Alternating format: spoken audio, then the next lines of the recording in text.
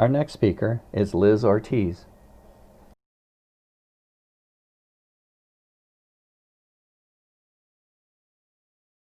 Did you ever have a shiny new bike that over time got to look not so shiny anymore?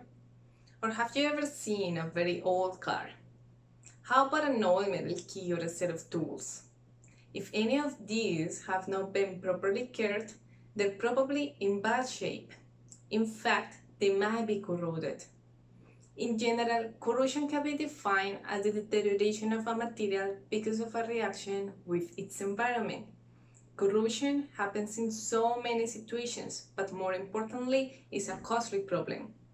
Currently, the American industry spends around $500 billion each year dealing with corrosion issues, being one of the largest single expenses in the US economy.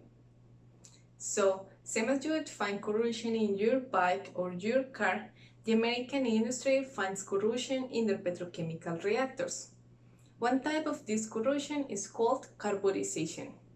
Carburization is an internal phenomenon caused by carbon deposition on the surface of the metal.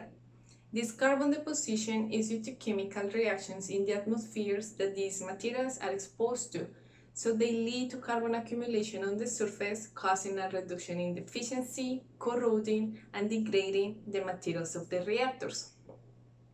Traditionally, these reactors are made of metals that form a chromium oxide layer on its surface.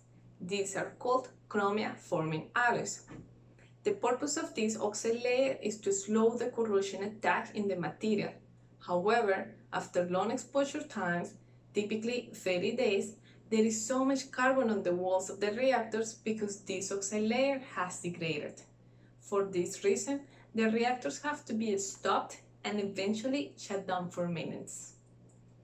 But what if I tell you that a new type of metal can resist for longer under the same conditions and have no carburization on it?